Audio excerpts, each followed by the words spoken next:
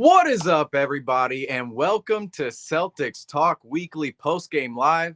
I'm your host, Seamus Zarlingo, a.k.a. Celtics Every Day. Alongside of me, Nick Franco, a.k.a. Boston Sports Hour. Franco, the Celtics, we've made it 20-0. 20 and 20-0 on the Garden floor. Where's my little Congratulations button? to the 2023-2024. The 2023-24 Celtics officially 20-0 on the Garden floor this season after tonight's 117-98 win over the San Antonio Spurs.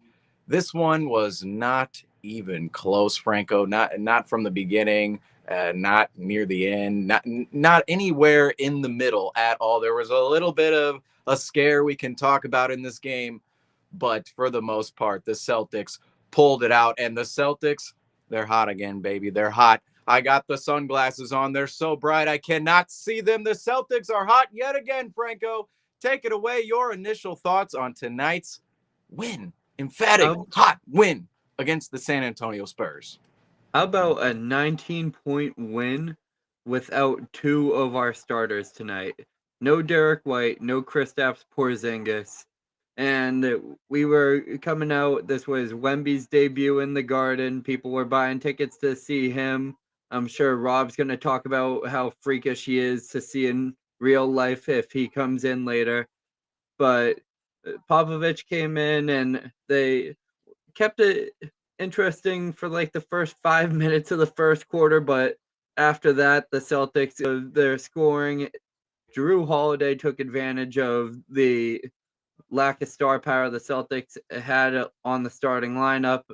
Luke Cornett did a fantastic job. So did Neemias Queta of locking down the interior tonight and replacement of Kristaps. A little struggle during the third quarter that we can dive into a little deeper, but I think the whole team played great. We got to see Jordan Walsh get his ovation and 4 rebounds in his very short amount of time on the court. But all in all, the team moves forward to Denver 20-0. 20-0 on the Garden floor, Franco, and not even 10 losses on the season yet. I sat in here with Ian about a week and a half ago, and I want to say I said, Ian, do we see 10 losses by All-Star break? And he was like, yeah, I think we're going to get to that mark. But I don't know, Franco. I don't know. If we look at it right now, yes, we have a tough schedule. Okay, we can't lose another game for another 2 weeks. And we do have a tough schedule in front of us. We have Denver. I mean, Denver is right in front of us on the Garden floor. They could easily be the team that spoils the Celtics' home record. And that's why we're celebrating so hard tonight, because, man, 20-0 on the home floor. Oh, yeah. But I don't know. If the Celtics right now, the streak that they're on, some of their losses, OKC loss was very competitive. Indiana lost, completely hosed. Milwaukee lost, second night of a back-to-back. And, yeah, they were 3-3 over a 6-game stretch, but some of those losses were very explainable, and now they're putting together yet another winning streak. Now a 3-game winning streak going into the Denver game on Friday. And Denver, Houston, Dallas, Miami, Los Angeles, New Orleans, Indiana, the Lakers. The first Los Angeles team was the Clippers. The second Los Angeles team, the Lakers. Memphis, Atlanta, Washington, Miami, Brooklyn, And twice. Brooklyn again. That's going to be a tough one. So there are quite a few games in front of the All-Star break here. So not as close as I thought to All-Star break. I was going to ask you if the Celtics maybe not. Do they get to 10 losses at All-Star break? But there's a lot of tough opponents in front of us, and it's a pretty long way towards the All-Star break. But it's possible. I will bring this up. 12 is a better argument. Yeah, it's a better argument that potentially do we stay perfect at home until All-Star break. We have the Nuggets, the Clippers, the Pelicans, the Pacers, the Lakers, the Grizzlies, the Hawks, the Wizards, and then the Nets. So a plethora of home games right in between All-Star break. And a lot of good opponents. And this stretch right here is ultimately why the Celtics needed to pull out the last 2 games and really the last 3 games against opponents that I would consider inferior. You look at the Spurs, Correct. you Yeah. look at the Rockets, you look at the Raptors. The Raptors, they're a completely different team today than they were when they faced the Celtics the other night. Pascal Siakam is no longer a Raptor.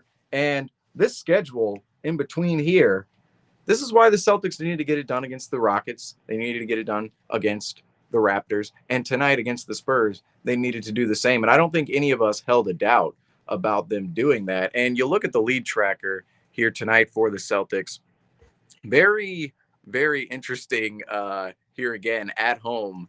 A lot of green in there, a lot of money green for the Celtics. And Franco, we do see a dip there in the third quarter. Now, we're going to get into this because I think there's a lot more positive to take away from this game if you're a Celtics fan than there is negative. However, you do see that big third quarter dip. The Celtics grabbed their biggest lead at halftime. I want to express that real quick. Now, yeah, the dips down a little bit more after halftime, but at halftime, they held their biggest lead of the game at that moment. And that's exactly what we wanted to see from the Celtics in this game is you saw the beginning of the game went a little bit back and forth. It was 15-15 in there. But then the Celtics, they started to get their rhythm under them in the first quarter. But that second quarter avalanche, we've seen it so many times this season where the Celtics, if they can take over in the second quarter and really establish their footing going into halftime, they can I don't know about these third quarter problems for the Celtics. I think every now and then we'll see them, but I think they're a little bit overblown if you look at the entire lineup with every player, the top 6 at least, playing within the rotation. And tonight, again, no Derek White and no Kristaps Porzingis, 2 huge players for the Celtics. And we have to go to different rotation players at the bottom end of the bench. And what do you see? A third quarter dip. And we're going to get into it more and more and more, but I'm glad the Celtics were able to surmount their biggest lead at halftime and then not lose it at all. I mean, despite the dip, we see a lot of green there in the second half and all the way throughout. So we can't be too upset about that. And Franco, I do want to ask you about that dip tonight for the Celtics because I don't want to say it's a concern because I just explained why maybe it's not. But for you, is it maybe more of a concern than I'm letting on? I don't think it's that big of a concern. I mean, especially in these types of games, the team was obviously able to get the foot on the gas and so-called punch the coffin when they hit that 30-point mark, which I think I've seen this team do recently is once they hit that 30-point mark, other than in the earlier stages of the season where they put their foot on the neck and just kept on stomping.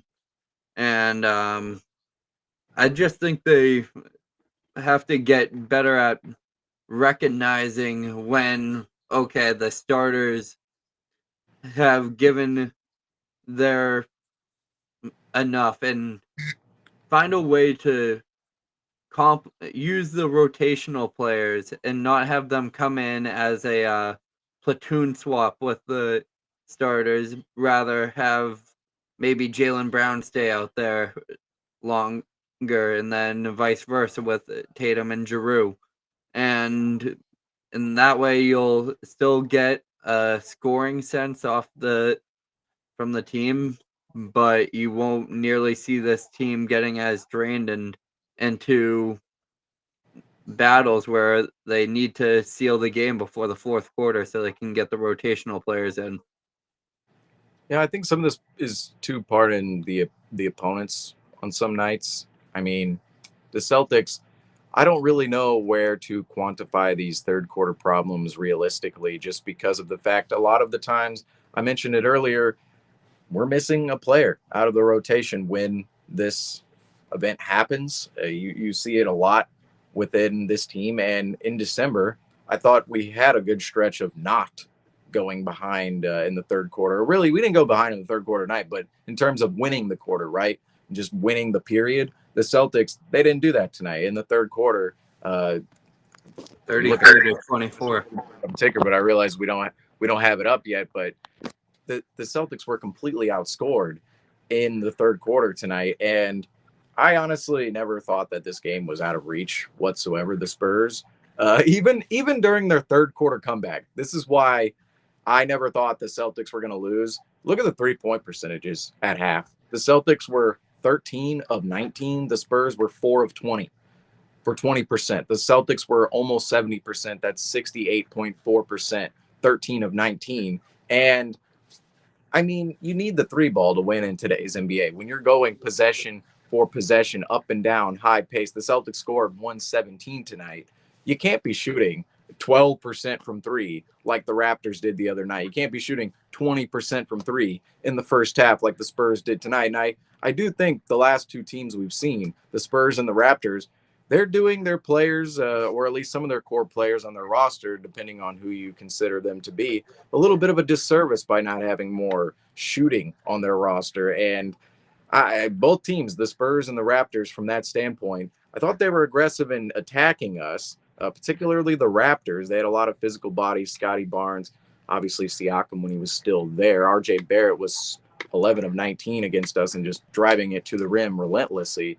But you look at the perimeter, well, it's pretty easy to stay on those guys and not have to help or cheat, because we're not worrying about anybody on the perimeter when it comes to the Spurs or the Raptors. They don't have any shooters that we're worrying about. And I think tonight that was the biggest reason as to why the Spurs couldn't make a comeback in this game and why the Celtics never really had to worry about the Spurs ever making a comeback, because the 3-point ball, the Spurs just couldn't make enough threes to stay in this game or even continue their comeback at a certain point in time, because they did go on a 19-6 run in this game, and after that it was all Celtics. And I'm very impressed by the Celtics bench this season, and not the, I should say it's both levels, two levels of it, right? The top part of the bench where you have Horford, Hauser, Pritchard, but then also the bottom half, Lamar Stevens, O'Shea Brissett, Kata. Kata was phenomenal tonight. And some of those lower tier guys, Cornette, I forgot to mention, all of these lower tier guys that may have spot rotation minutes, may be thrown in there every now and then. We talk about, could you put them insert them at different points in time, in different games. We talk about it a lot on post game. If you could potentially shift around the rotations to involve some of the back end players a lot more, because some of them are quite productive in their minutes alongside some of the starters. And the lower level of the bench, it's been one of the most it's been one of the more impressive parts of the Celtics this season for me personally. And I thought tonight, despite the Celtics having that third quarter dip and it really being 3-point shooting that kept the Spurs out of it, and the Celtics attacking aggressively too and continuously executing, I'm not going to just shovel it all on 3-point shooting, but the Celtics bench was part of that resurmounting, right? You have lost part of the lead or have lost the lead. Well, what do you need to do now? You need to build that lead back up. And who's part of it? It's guys like Peyton Pritchard. It's guys like Sam Hauser. And the fact those guys can contribute in such a way, especially upon the 3-point arc, that is so massive for the Celtics, because the ability to play different ways and insert different guys, especially later on down the line in the playoffs, that's what's going to make the entire difference. Because other teams, the reason teams lose in the playoffs is because they're compromised within their play style. The way they like to play, they can no longer play. And some of their key players, you look at it, oh, look, we have an 8-man rotation. Well, all of a sudden, if you can't play a certain way, maybe 1 or 2 guys are no longer effective. You have 6 guys, and then you can't play multiple ways. While the other team, if they're playing their way multiple ways with more talented players and everybody's involved, that's how teams advance further and further down. Obviously, there's more to it, but further into the playoffs, that's how teams become great teams. And the Celtics, I think with how their depth is shaping up right now, they clearly have multiple looks to them. And this is pretty scary considering the trade deadline is still a couple of weeks away. And I'm not saying the Celtics are going to go out and make a trade necessarily, but on the buyout market, you never know who could become available. And the Celtics, there will be a provision in place that the Celtics will not be able to sign a player making X amount of their salary from the year before. So we're going to have to figure out the logistics of that exactly. But the Celtics, regardless, will have the ability to add another player on the fringes, and even another player with this roster right now. I don't even know if this roster needs a player. Yeah. This roster could win the championship as is, but with another player, a big body defender could maybe hit a shot on the fringes. Like I said, that could really boost the Celtics to a level that you never know. They could end up going on a playoff run where no other team challenges them. But tonight against the San Antonio Spurs, I feel like I go on these long tangents about how great the Celtics are and how great the Celtics can be against all these bad teams. But the San Antonio Spurs, they have a little bit of talent. Obviously, Trey Jones is playing point guard for them now, opposed to 2 weeks ago when we are sorry, what, it was almost 3 weeks ago. It was what, 18 days ago. Now, New Year's Eve, Jeremy Sohan was playing point guard for the Spurs back then. I believe, I don't know if they had abandoned that experiment when we faced them yet, but they have Trey Jones playing. It's a lot better for them. But Victor Wembanyama, I mean, we have to talk about him. He's just ridiculous. And we're going to talk more about the Celtics if Rob joins us here in a little bit. But Victor Wembanyama is a freak of nature, Franco. A freak of nature. I said before the season that this man may already be the best player in the entire NBA. Potentially. Potentially. And I think what we're seeing right now is the limitation of his game by the Spurs just a little bit. They don't want him completely going full force yet. He only played how many minutes tonight? What, he 27. 27 27. tonight. Yep. So yeah, 26, 36 on the night. And he was he was 10 of 19 from the floor, 27 points, 5 rebounds on the night. And Victor Wembanyama, I I don't know what type of player we're going to see him develop into, but what do you see his future as? I see him as the next generational talent. I mean, in 20 years, we're going to be talking about how great of a career that this guy is going to have. I mean, I would love to see. I think having Greg Popovich is most likely the best location he could have ended up in during the NBA draft lottery. I that almost felt like scripted the way that he fell into their lap, but I think that he's going to prosper into something great. And depending on I think they're still figuring out how to translate him into the NBA and what roster to put around him. I mean, having him listed as center and rolling with Sochan is, I think Sochan's a great player, and I just feel like this roster for San Antonio has just needs a little bit more help, but I in due time we'll be talking about them as we are talking about the Oklahoma City Thunder this season. Yeah, and I think that's the consensus around the Spurs because they have Wembanyama, but just going to throw it out there that it's definitely not guaranteed that Yeah. a team like that has the same amount of success as the Oklahoma City Thunder, because the Oklahoma City Thunder, they have a three-headed monster in Shea, Jalen Williams, and not Victor Wembanyama. Oh my goodness, Chet Holmgren. Obviously, the Spurs have the one-headed monster in Victor Wembanyama, and they need the two other players around him. They have a couple of solid pieces, but Johnson that's and really all they are is solid. And you got Keldon Johnson, Devin Vassell. Vassell. They're really in this, to me, those players are in the talent range of almost a Grant Williams. Now, I know Grant Williams is struggling right now, but at the top of his game, that's kind of where it feels they're at. Like they're maybe start, like if you're really gathering an entire championship team, right? And you're looking at Devin Vassell and Keldon Johnson, you could probably slot them in as like the fourth, fifth best starter or potentially your sixth man. but they're not going to be star players next to Victor Wembanyama. It's good that they have them in place ultimately. However, they need more players around him. It's, obviously, it's not foreseen who that will be. They're going to have a nice pick in next year's draft. They're going to have a top pick right at the top of the lottery because you look at the record on the bottom, 7-33 after tonight. 7-33, folks. It's going across the ticker. It just went off. It just went across the ticker not too long ago. The Celtics.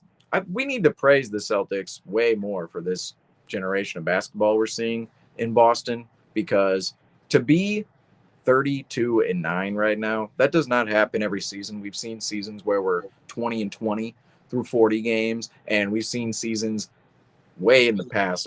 Thankfully, not really within our lifetimes. Outside of, you could look at the 06-07 season right before the Celtics won the championship, ironically, in 08, where the team just isn't going to be as bad as the Spurs are right now. 7-33. They're on pace for a top lottery spot, and we'll see who they land potentially alongside Victor Wembanyama. But I was thinking during the game that's probably going to be a big conversation Is eventually. there already a consensus number one for next year's draft? I don't know too much about. No, not right now. And this is what makes it so interesting, is that you're not going to have a consensus number one, and so that kind of leaves the field open for who knows, whoever drafts number one. You might not want to be drafting number one. You might be wanting to draft number three. You might be wanting to draft number four. The best player might fall to you at those ranges, and you never know what goes on. The Spurs likely are going to have number 1, 2, or 3 when it comes down to it, and who they select, it's going to be very interesting, because I believe if they don't get the pick correct, a lot of jobs are going to be on the line in San Antonio. And the conversation around Victor Wembanyama, we've seen these things happen before. Star players with people behind them, and all this started like Victor Wembanyama came over here as a 19-year-old, right? Complete star. Okay, everywhere he's gone in the U.S., he's been a star on the basketball court, off the basketball court. He's 7'6". People know who he is. Yeah, he's all over on social right media. Now. He's in environments people know know who he is as well. He's not in environments where people are like, "Who's Victor Wim?" He's always in environments where people know exactly who he is. The fact my dad brought him up to me tonight, he was like, "Who's this Wemben, who's your mama player?" That's what he said to me. He was trying to read his name. If my dad knows who you are, then it's a great player. That's a perfect example of what I'm trying to explain here, is that a lot of people know him in the United States already. He's only 19, 20 years old, came over here as a star. He was picked first overall by the Spurs. San Antonio it's an all right market. Okay, it's not the biggest of markets. It's certainly not the NBA's biggest market by any stretch. It's not the worst market in the world to be in the NBA, as we've seen players the last generation almost now. Well, now we can almost consider it 2 generations ago, where Manu Ginobili, Tony Parker, Tim Duncan, and of course Kawhi Leonard, when he was there for that short little period, that one title, took over the place and made it their NBA home and created an NBA culture there. Victor Wembanyama can do the same thing in San Antonio. However, we've seen with these stars before, maybe potentially, I mentioned Kawhi, they start thinking about it. I don't know. LA, it's 75. It's always 75. New York, I get to play Madison Square Garden. I'm in a bigger market. I get to play in Miami. It's always warm in Miami. You can start thinking about these things. If those draft picks don't go correctly, if these trades and these moves and these signings do not go correctly within these franchises, and particularly with the Spurs, they have a big summer coming up in front of them, because Victor Wembanyama, he's ready to play now. Okay? He's the only player on the Spurs I fear right now. I like some other players on the Spurs, but playing them, I didn't see a world where we lost tonight at all. Yet somehow we're playing, I feel, he could be a top 5 player in the NBA next year, the year after. He might already be, if he's fully unleashed. If they were letting him play 40 minutes a night, he might already be the NBA's best player, for real. you look at his minutes versus the numbers he's putting up right now, absolute insanity for Victor Wembanyama. And I know we can't give him enough praise, but this San Antonio Spurs team is going to be ready to compete as soon as next year. They could have competed this year realistically if they aligned their pieces correctly.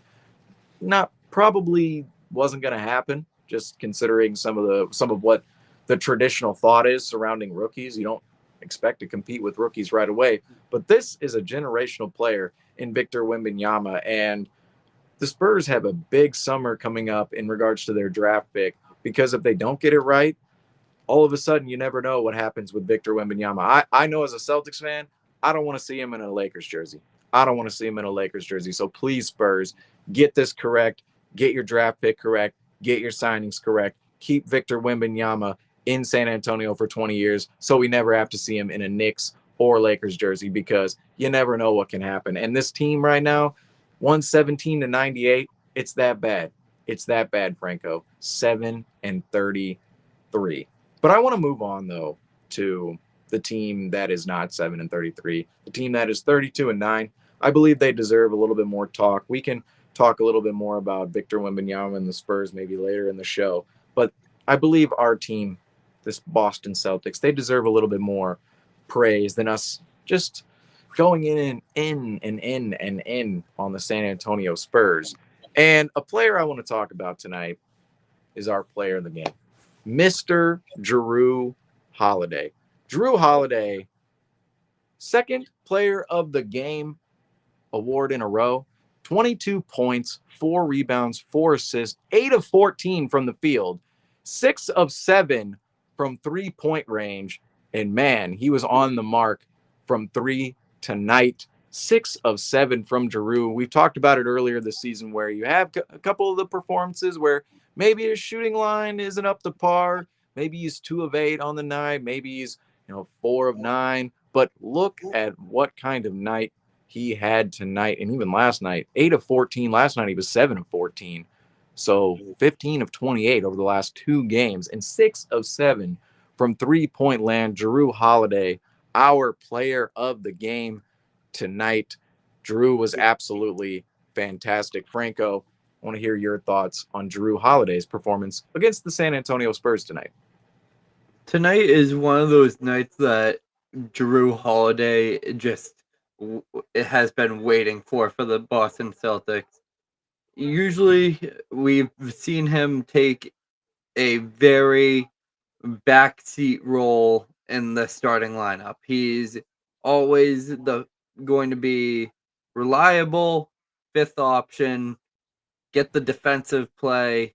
He's very quiet, and then you check his stat sheet and you see how filled out it is. But this is one of those nights that he gets to take the more cocky approach and be able to put up the shots he wants to, and we saw that happen. I feel like he's extremely comfortable. He's found his role. He knows where it's hitting for him. When him and Derek White are on the court, it kind of seems like they both understand. It feels like Derek White is more of the offensive guard for them. However, both of them do great versatile work for him, but it seems like they've been running the ball through Derek on the offensive side, and then Drew's been playing the Marcus Smart uh, big energy plays. But if they start to let him do what he does on the court, and sure, it's going to bite into the Tatum points, the Jaylen Brown points. It's still going to have a very positive effect on this team. When Jrue Holiday is at his best, the Boston Celtics are at their best. Yes, and tonight Jrue Holiday, he made up the difference of some of the stars who were out, because Kristaps Porzingis, Derek White, they did not play tonight. And I think that's what's a little overshadowed about this game. And some people are going to say some things about the third quarter and some of the woes that went on. But without Kristaps and Derek White, it's a different look. It's always going to be a different look without 2 of your top I mean, arguably on some nights they could be your top two players. If Jaylen Brown and Jason Tatum, they're not shooting efficiently, Kristaps and Derek White could easily be the two players who slot in as the all-star level players, and they are in the conversation to be all-stars this season. Both of them, Derek White and Kristaps Porzingis, they're out tonight. Who takes over the reins? Jrue Holiday alongside Brown and Tatum, of course, who are super efficient as well tonight. But Jrue Holiday came out with player of the game because 22 points on 8 of 14, 6 of 7 from 3. He stepped up. There's no other way to look at it. He completely stepped up. And he's been saying it in his interviews as of late, where people have been asking him, you've taken on a little bit of a lesser role here and then in Milwaukee, and maybe your scoring numbers are down. People ask him, does he care about that? And he's basically like, no, I'm going to do whatever I need to do to make this team work efficiently. What I need to do is get after it defensively and let my opportunities come to me. And of course, add to the winning that's already within the clubhouse. And he doesn't need to do all the gaudy stuff that Jaylen Brown, Jason Tatum does, and even Kristaps Porzingis every now and then. And we also have Derek White out there. And yet tonight, when he's asked to do more of the gaudy positioning work on the offensive end of the floor and scoring, look what happened. 6 of 7, 8 of 14, 22 points. He stepped right up to the plate and he hit one right into the outfield. I mean, this performance for Jrue Holiday, it couldn't have been any better. I mean, of course, he could have scored 40, but relative to his standards, this one was masterclass by Jrue. I know it's not a crazy stat line, but when you step up like that as a player, I mean, it deserves more praise than some of the bigger performances from the Stars, in my opinion. I don't know about you, Franco. Yeah, I don't know if this is a true statistic. Hopefully I'm not saying this wrong, but I feel like if there's a night that Jrue Holiday is scoring above 20 points, the Celtics are almost a guaranteed win. I don't know if that's proven, but from what I'm recalling, every single night that Jrue Holiday has had a productive stat line, the Celtics came out on top.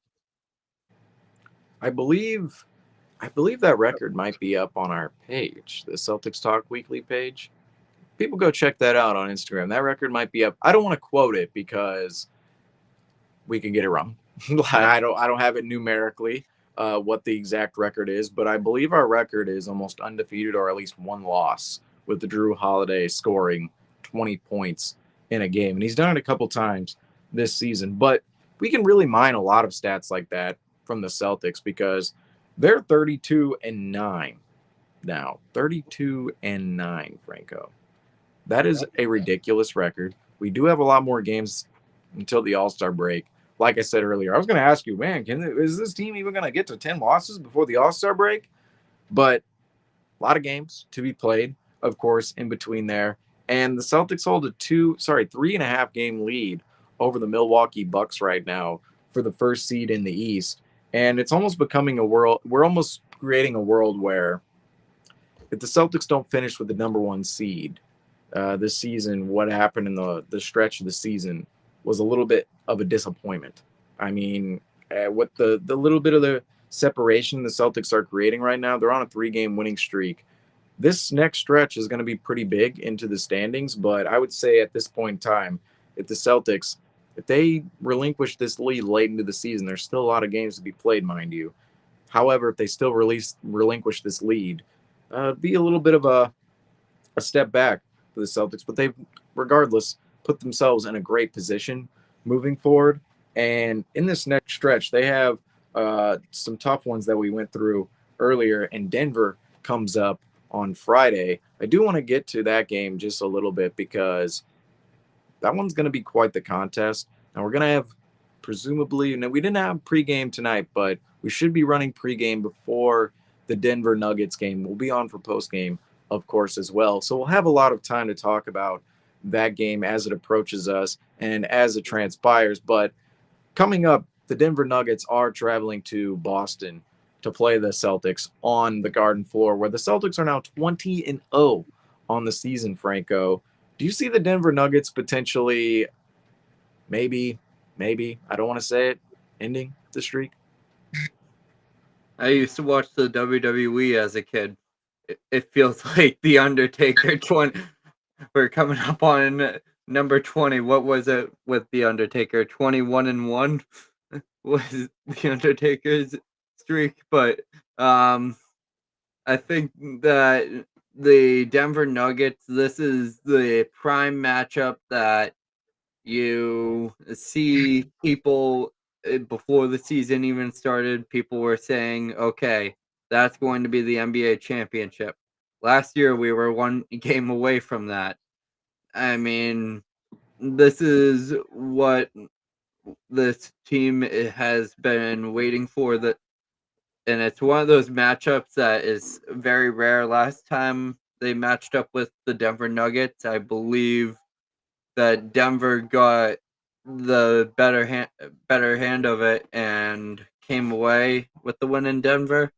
But those are two juggernaut teams who are coming off pretty hot standings. I know Denver's behind the Timberwolves and Thunder, which in my mind I could see the Thunder or Timberwolves coming a little bit down to earth with their standings wise, and I see Denver as the number one candidate for the number one seed, also the number one candidate to compete with us in the NBA championship. So this is going to say a lot and definitely a great test to start the second half of the season. Yeah, Denver is they are the most complete team in the NBA outside of the Celtics, in my opinion.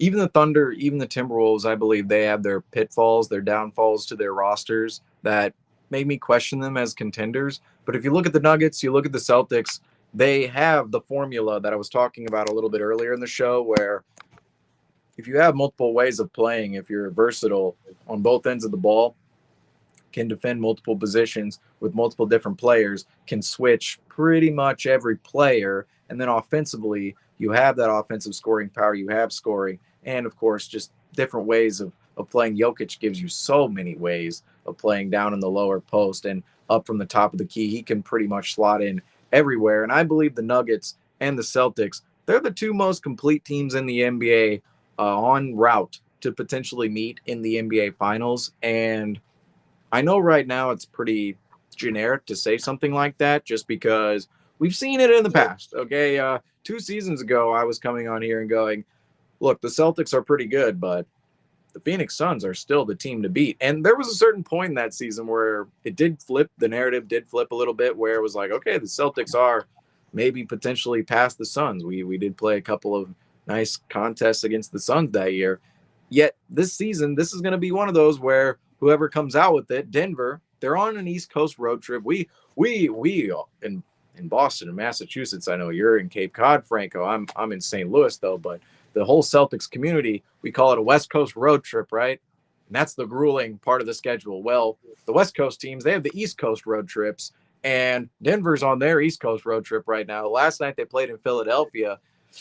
It really looked like they could have potentially pulled that one out near the end. They made it tough for Philly, no doubt. I mean, if Philly doesn't execute at the end of that game, Denver wins because they only won by 5. It was 126-121, I believe was the final score, Philadelphia.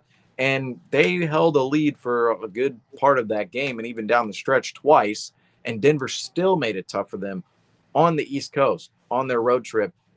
Obviously, coming into the Garden, they should be one more game less rested, right? But they're still coming off a day's worth of rest, or 2 days worth of rest, rather. And the Celtics actually might want to check that because the Nuggets coming in on Friday. Today's Tuesday. They may be playing another game before Let the me Celtics. So see. that's going to be 2 games on the East Coast. Now that I'm thinking about the schedule, that'd be a long couple of days for the Nuggets Nope, potentially. they got a 2-day break. Okay, so that they're gonna have a day. They're gonna have a couple. They're gonna have a nice little break on their East Coast road trip, and then they're gonna come into the Garden and play the Celtics. And I believe that game, if the Nuggets come out with that win, we're gonna be looking at it going, all right, they may have handled us in these ways. Did we compete against them? Did we beat them in these categories? What categories did they beat us in? And it's going to be, if they win, if we win, it's going to be a little bit of a confidence booster for one of the other teams, no matter what they may say in the postgame. Oh, there's another game, but they know that's a team we're going to have to face potentially in the NBA Finals later on down the line. That's the defending champions. That those right there, that's a team we could potentially be facing if you're looking at it from the Nuggets perspective, that we may be having to face in the NBA Finals if it comes to be that we're defending our title in the NBA Finals later on down the line in the playoffs. So I think this game does have some ramifications to it of some competitive nature of bragging rights, maybe in one's mental state of we beat the Nuggets, we beat the Celtics, and later on down the line, you do have film to look at and go, this is what we did well, and this is what we didn't do well. And I know the playoffs are a lot different. The finals would be a lot different. The rosters and rotations would inevitably look a lot different from what Friday is probably going to look like. Yet, I think this game on Friday is very big in multiple ways for both teams. And I know it's kind of like, okay, well, the Celtics are 32-9. How big is it? But Franco, in your mind, this Celtics game coming up on Friday against the Nuggets, what is the magnitude of it in your mind? I think it's a little bit bigger, but maybe you think it's lesser, or maybe you think it's the NBA Finals. I wouldn't go as far to say that, but what are your thoughts on it? I wouldn't go as far to say that. Definitely a primetime matchup, perfect for a Friday night. I don't know if it's going to be on national coverage. Oh yeah, it's on ESPN, baby. Okay, ESPN. of course. Is at 6:30 p.m. Central Time, 7:30 p.m. Eastern on ESPN. People, don't miss it. Tip off, they usually do it 10, 15 minutes after the fact, but it's going to be on Friday, prime time matchup.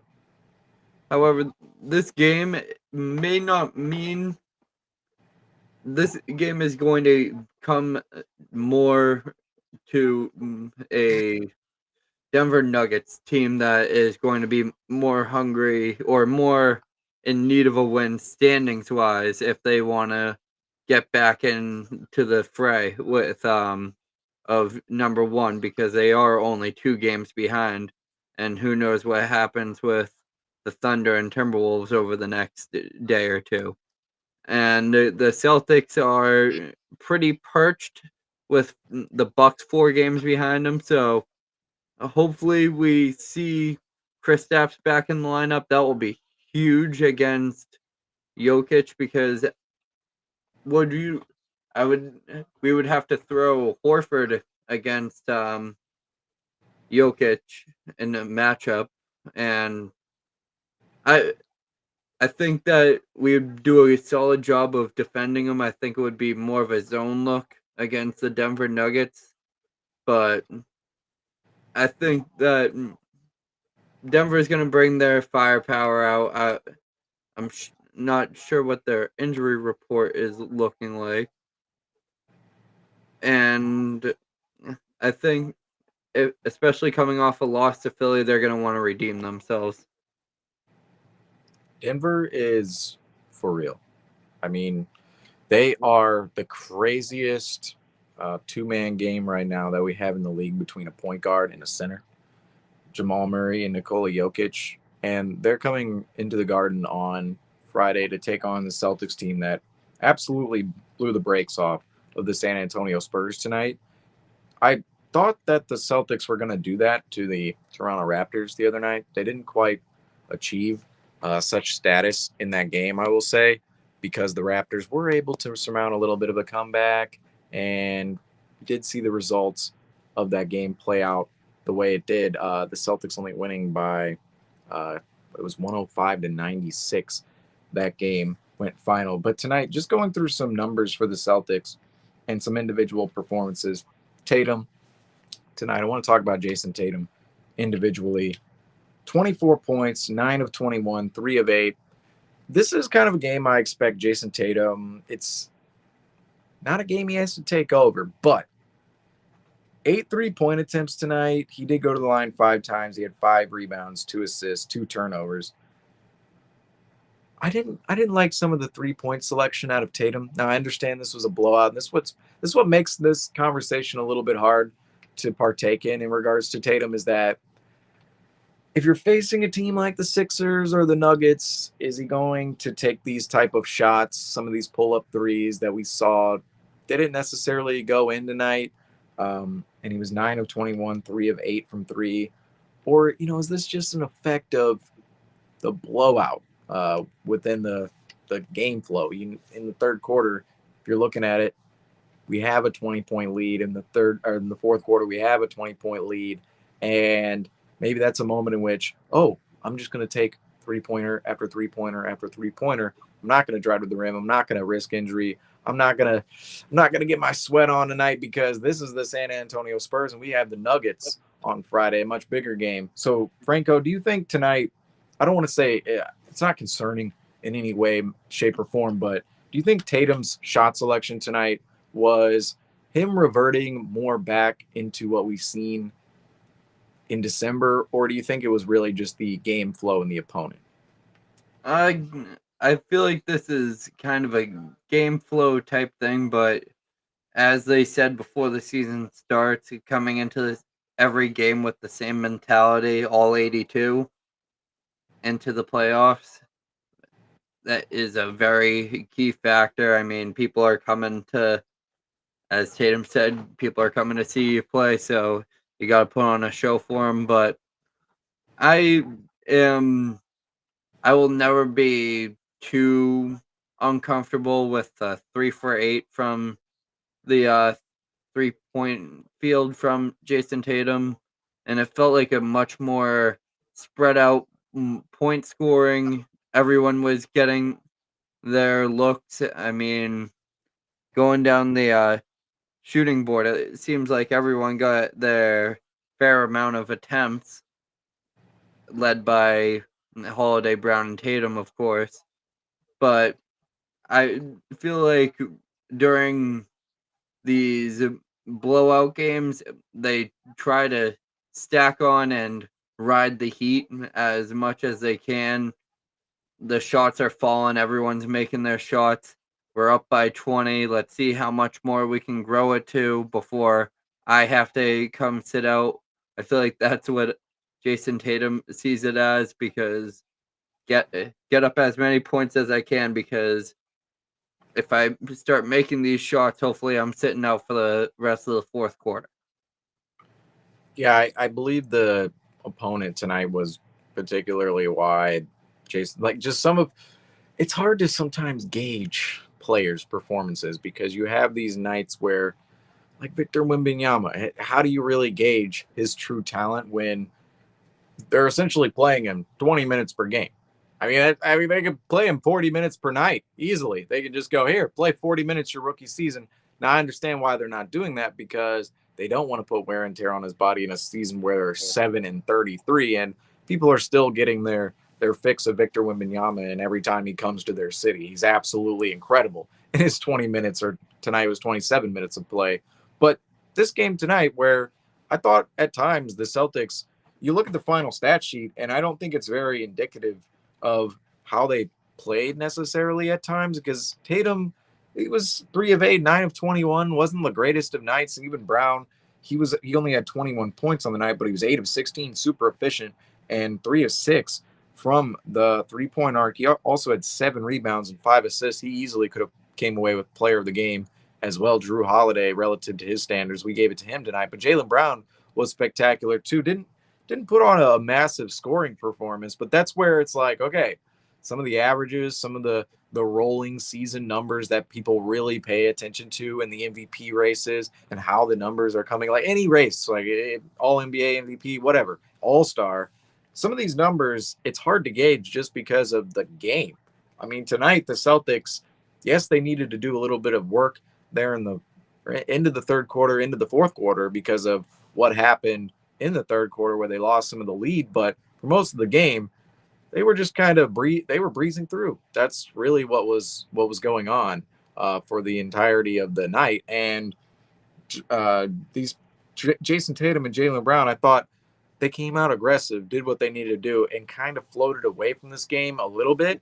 And I don't want to see that against better opponents, but tonight there's a little bit more of a leeway for it just because of the fact we're facing a 7-33 opponent who just, like I said, let's list these team numbers tonight real quick because I listed the halftime numbers and this is just more stark here. 18 of 38 on the night from three for the Celtics, 47.4% for the Spurs, 7 of 34 for 20.6%. So it kind of illustrates the Celtics. Could they have won this game without Tatum and starting Sam Hauser? Potentially. Potentially, because 20% from three versus 50% from three on the night. The Celtics aren't really going to have to do that much legwork. And Jaylen Brown and Jason Tatum, that's why I don't think people understand how good this team really is, because I think some of these numbers that guys are putting up on a daily basis, they're kind of trading off nights. Okay, you take over on this night, you take over on this night, you're good on this night. It's not really me, you, me, you, me, you. It is distributed equally around the table to the point where you look at tonight, Tatum took 21 shots, Brown took 16. Well, on another night, say Friday, it might be Brown takes 19 shots, Tatum takes 17, and it might work out like that. And then you look at Drew and Derek White. Drew's fine with taking 7 shots a game while Derek White takes 14, or vice versa. And Kristaps Porzingis as well. We've seen him reluctant to take shots at times, and that's maybe not the most ideal thing, but he'll have a night where he shoots 8 attempts and maybe another night where he shoots 17. And the carousel of who is scoring and who is putting work into these games, it's changing every single night. And people just look at the raw individual numbers. Oh, Tatum, oh, Brown. Like tonight, look, people aren't putting these stat lines out on Twitter tonight. They're just not, oh, Tatum, 24 points tonight. Oh, Brown, 21. Do you think you're going to find that on Legion Hoops tonight? No. Do you think you're going to find that on NBA Central tonight? Or Hoop Central tonight? NBA, any of these accounts, do you think you're going to find these numbers?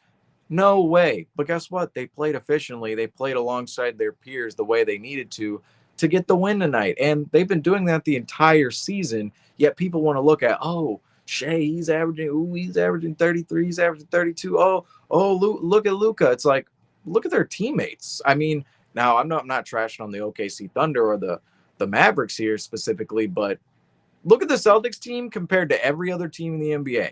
Do you expect, Derek Jones Jr. to be taking over? Like, do you Tim expect Hardaway, exactly? I mean, a lot of these players, it's why Shea has to score that many. It's why Luka has to score this many points. Anthony Edwards, I would even argue some of the players that he's playing alongside with, I mean, they're not 20, 30-point scorers. They're not guys who can take over a load on any given night. And that's why he has to score so many points. If Tatum was in any of these situations where he had to take more load on more nights, I believe that he'd be able to do so. He'd be averaging 35 a game. If he went to the rack every single possession, got his flow going, and then attacked from the perimeter, and he was the only option, he'd be averaging way beyond 30. Instead, you look at this entire Celtics team: Jaylen Brown, Jrue Holiday, Derek White, Kristaps Porzingis, even Al Horford on some occasions. They can all score the ball, and even off the bench, Peyton Pritchard, he had 10 shots tonight. 4 of 10 from Peyton Pritchard tonight. Sam Hauser, too, can get him up if he really wants to. He had 6 tonight. Not saying that they're necessarily a part of this huge Celtics starting monster rotation, but they're very much a part of the team playing well and their ability to play different styles and hit that 3 ball and just efficiently keep dominating opponents in any way, shape, or form. And it doesn't matter who comes into the Garden. The Celtics just keep winning 20-0 on the season. I mean, this team, people are not paying attention to it enough, Franco. People are just simply not paying attention to them enough. And let's bring up another player too, because I want to ask you about this player tonight. And he's a lower in bench player that last game we were kind of, Rob was like, where is this guy? Where is Neemias Queta? Where is he? We saw him after the West Coast road trip. He was phenomenal out west. Phenomenal. Golden State. I still have the Queta cookie. I haven't even eaten it yet. I mean, this thing is probably way old. I can't eat it. There's no way. But I still have the Queta cookie from when he was dominating in Golden State. After that stretch, Luke Cornett came back into the lineup. We did not see Keita at all. I understand why that phenomenon happened just a little bit. Although I will say I wish we did see Keita a little bit more, because tonight, only 12 minutes played, but 2 of 4. Okay, 2 of 4, 5 points, 8 rebounds in his 12 minutes of play. And he was bringing the energy, and he was impactful in his moments of play. He was a +6 on the night. I don't look too deep into plus minuses, but for him individually, he was a positive impact player out there tonight. And Franco, what did you see that impressed you the most out of Neemias Queta tonight? The way he was able to, he's just such a paint presence, and the rebounding from him is immaculate. I mean, his work, he just seems much more of a physical presence down low than Luke Cornett. He's going to throw more of a shoulder and Taking shots at my guy Luke Cornett. Oh hey, man, he where's played where's 30. No, I, I'm just saying, when you look at it, I mean, Luke Cornett had a great performance. He played 30 minutes tonight with 9 rebounds, but just it's almost. I'm not saying he's anything near what Shaq is, but he's got that big stature that really just helps him hold down low. And seeing him matched up against Wembenyama, you can just see how much stronger he is than most of the other players, all other 5 players on the court. He's such a strong. I just think he's a very strong and talented player. And once he gets down the technical side of the game, I want to see much more of him in the near future. Yes, I say a little bit on post game last night where I was arguing for Luke Cornett all the way. Okay, I was, and I'm gonna back my argument. Luke Cornett is still a valuable player within this rotation who is going to play, and there are more complex reasons as to why beyond athleticism, beyond show. But I will say I am not anti Keita whatsoever. Okay, I'm not anti Neemias Queta, because I believe what Keita brings to the table. One day you could see Keita become a way more advanced Luke Cornett. You can see the athleticism is already beyond Luke Cornett's, Hassan but Whiteside. Is that it's, a good name? I mean, Hassan White, no.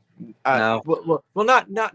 Not, well, here's my deal with Hassan Whiteside. And, oh man, I don't want to go on this tangent because he was so long ago, but Hassan Whiteside doesn't have the motor. Okay. That's why I'm like, oh man, no, because some of the tools, it's like, oh yeah, you see them, right? It's like, oh yeah, Hassan Whiteside, with him specifically, you saw the tools, and maybe Keita, you could relate some tools between the two, but The work it's ethic. motor.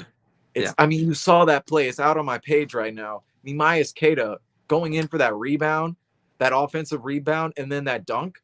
I mean, that is Celtics basketball right there. That is pure Celtics effort. I mean, the entirety of the Celtics organization, from Bill Russell to Larry Bird to Paul Pierce to Kevin Garnett, now to Jason Tatum, Jaylen Brown, Isaiah Thomas, let's throw him in there too.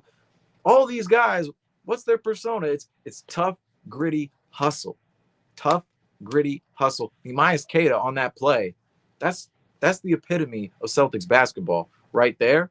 And I believe he has it in his game. I think his motor is a lot longer than Hassan Whiteside, because Hassan Whiteside, he's down in Miami, got that $25 million contract. He's going, oh yeah, I'm made. I'm made. Well, Neemias Queta, it's a little colder in Boston. It's a little colder in Boston when you're getting waived from two-way deals with the Sacramento Kings out west. You come over to Boston, it's super cold, and you're on a two-way deal. I mean, the motor is definitely way different for Neemias Queta than it was for Hassan Whiteside. And that is why I'm a little excited about Queta, is you see the talent within his game. And some of what needs to come along within his game is the touch and some of the IQ and positioning defensively of where he needs to be, and some of the coverages that he needs to cover out on the floor, whether you're helping, showing on certain looks or not. And that just comes along with playing more and getting more reps. And that's why maybe we could say, oh yeah, it's been a little bit disappointing that Queta hasn't played a little bit more, there's a little bit of an argument like, okay, you can't really develop players while you're trying to win, but at the same time, you do want to get some reps in for players like Keita. And during tonight's game, he's valuable. 8 rebounds on the night. And this was a game in which you can play him in against the San Antonio Spurs, where the lead, you don't really have a period in the game where the lead is in doubt ever.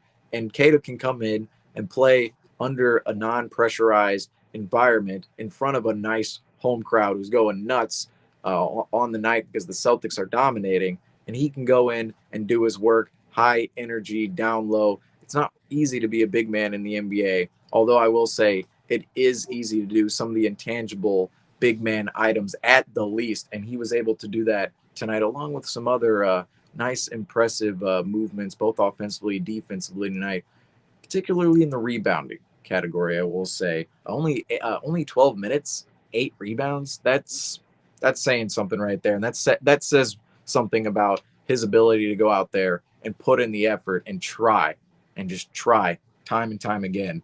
Because some players, the motor, we talked about it with you brought up Hassan Whiteside. It's just not the same. I think it's actually a good comparison that you brought him up where Keita, he does have that that long motor where you don't worry about him really breaking down. Earlier in the season, I thought he wasn't necessarily in shape, but in terms of his energy level now and where he's at 2 months later, I think I can confidently say he's a lot farther along than where he was back in November.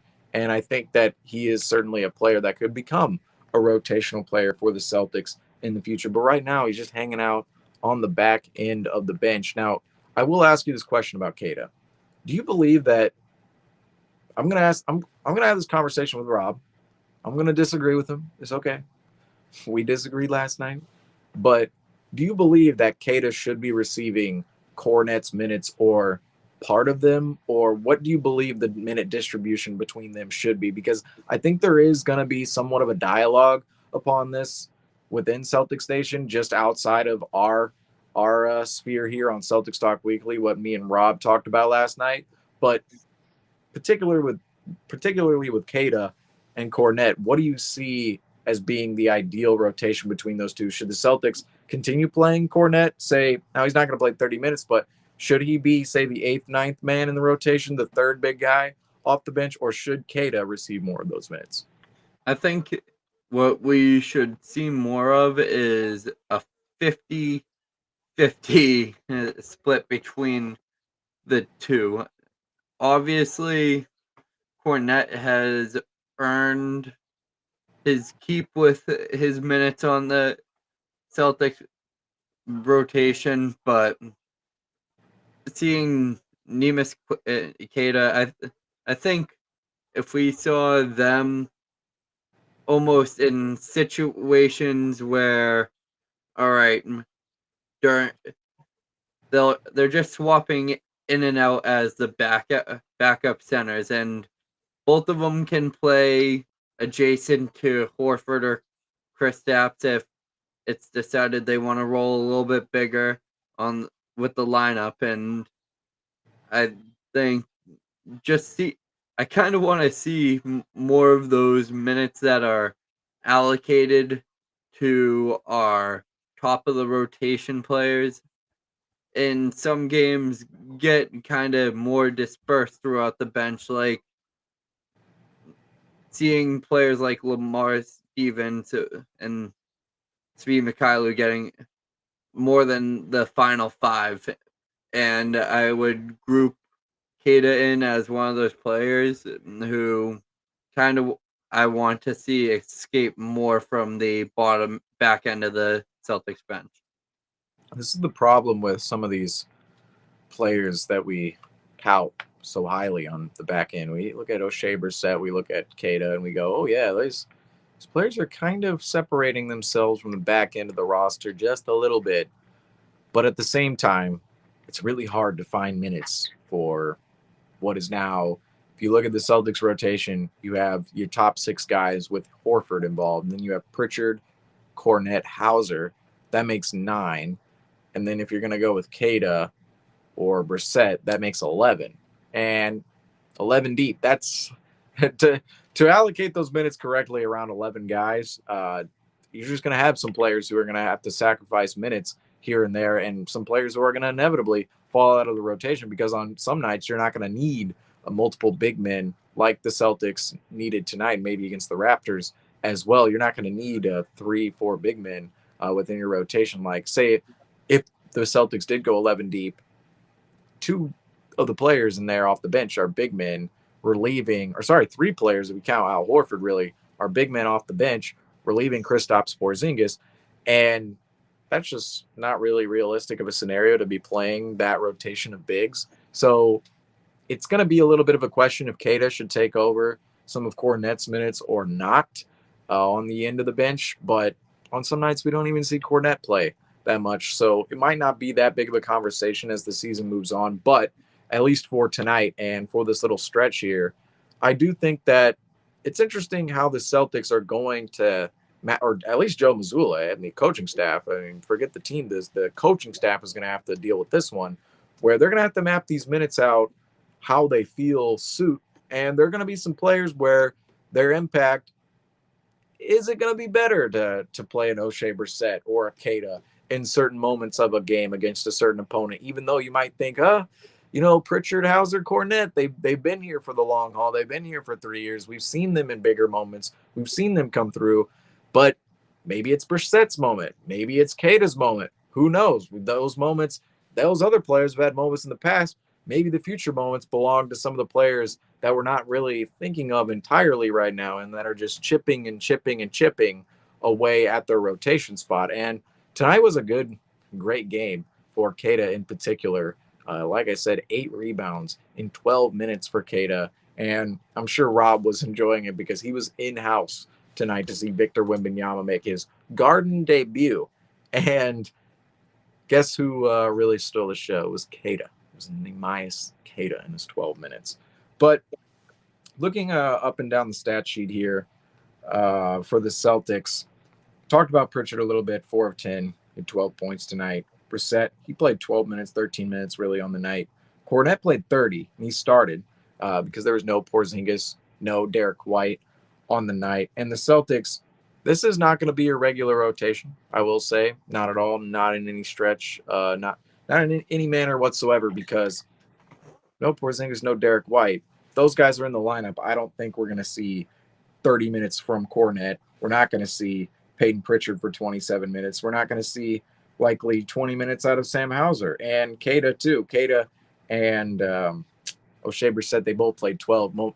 It's possible only one of those players sees a little bit of minutes. So the minute distribution in the Celtics stat sheet tonight, a little disoriented from where it may be on a normal night, but certainly a couple of guys came out away with some nice performances. And I thought everybody from everybody who played tonight, I really can't pick out a major weak link within this game. And that's really in part of the San Antonio Spurs.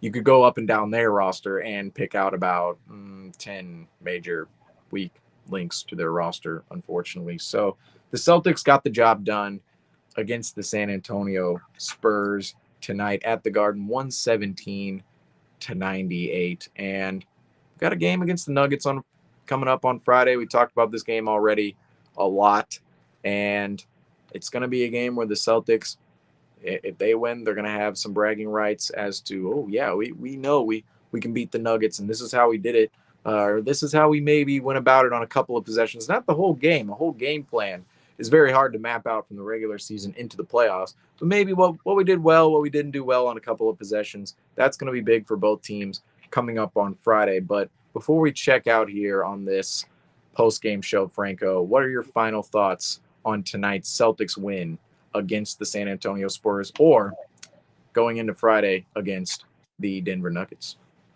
Yeah, and one thing we glazed over is everyone was talking about the Wembanyama debut in Boston. How about Jordan Walsh, our rookie of the year? Our rookie.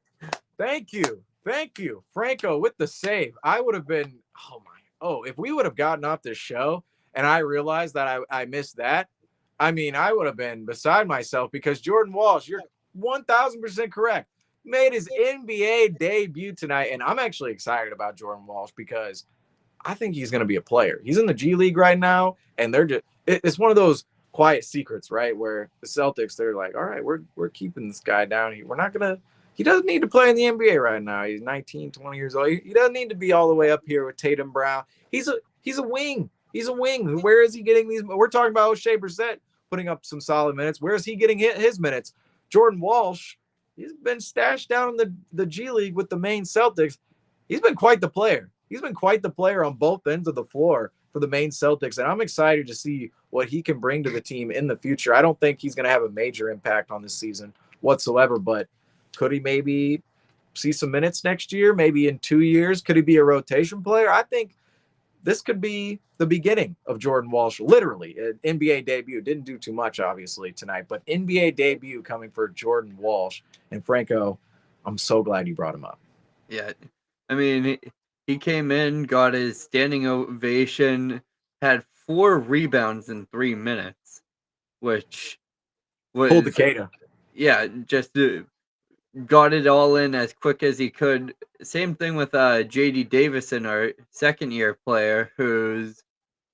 I think we're going to see, if not... Maybe if there's...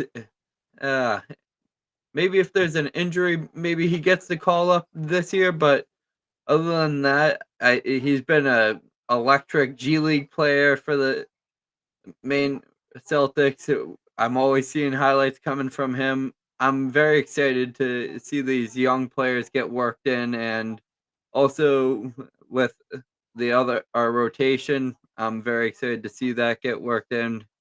But would you say the challenge of the year is this Friday so far? It's hard to say, I will say, because the Celtics have seen a couple of challenges on the year that I think potentially the young teams have been the biggest challenge for the Celtics this entire year, because if you really look at it, it's the young teams that we have a lot of trouble with, the young high-paced teams. And if you guys notice, I'm having trouble with the ticker right now. You can't go a whole episode without having trouble with the ticker at some point in time. But there we go. It's back up on screen. But Franco, to really answer your question here while I'm not messing with the graphics, the Celtics' biggest competition this season, I believe, resided within a lot of these high-paced young teams who are hungry, who want to prove like, oh, yeah, we're here. The Denver Nuggets, they're on the East Coast. They lost against the 76ers. They're an efficient basketball team who's going to put it together as well as they possibly can on every single night. But to me, the Nuggets, they kind of are nonchalantly going through this season, just a little bit. I don't know if they're coming into the Garden going, we got to beat this Celtics team. We want to defeat this Celtics team, because I think you look at the Magic, you look at the Pacers, you look at the Oklahoma City Thunder, all 3 of those teams went, we want to beat the Boston Celtics. We want to beat the Boston Celtics. And what are the Nuggets doing? We want to go back to Denver so we can go and play. They're not necessarily, oh man, we need to prove our status. They won the title last year. They did. They want to finish with a top 3 seed. They want to make it back into the playoffs. They want to repeat within that manner. And I think the competition, the stiff competition for the Celtics this year, really resided within the young teams like the Thunder, like the Magic, like the Pacers, who are new to the winning landscape and want to prove themselves and want to beat one of the best teams in the NBA. Whereas the Nuggets, they're a little more proven. They know what they have. And this game, it might even be a contest where they don't want to give too much away for later on down the line. Maybe that's the same for the Celtics, even though it is a prime time matchup on ESPN. But we'll have to just wait and see moving forward. But that does it for us on tonight's postgame of Celtics Spurs. Celtics Talk Weekly postgame, that is. The Celtics 20-0, Franco. I think I said it about 10, 11, 12, 13 times this broadcast. The Celtics are 30 more. 20-0, 20-0, 20-0, 20-0, 20-0, 20-0 on the Garden floor. I mean, was this Was this foreseen at the beginning of the season? 20-0 on the Garden floor. Could we have realistically looked at the schedule at the beginning of the season and gone, "Wow, we're never going to lose on our home floor the first 20 games of the season"? This is what's giving me a little bit of optimism going maybe into the All-Star break that we could keep this streak alive. You look at the beginning of the season, we didn't think that we were going to end up 20-0 here, but here we are, and maybe All-Star break, the same thing happens. But the Celtics, they had another win in the win column, 117-98 over Victor Wembanyama, sensational generational talent, and the San Antonio Spurs tonight. And like I say every night, thank you all for listening to the Celtics Talk Weekly postgame show. I'm your host, Seamus Zarlingo, aka Celtics Every Day. Alongside of me, Nick Franco, aka at Boston Sports Hour. Go check out our pages on Instagram. And like I always say, go Celtics.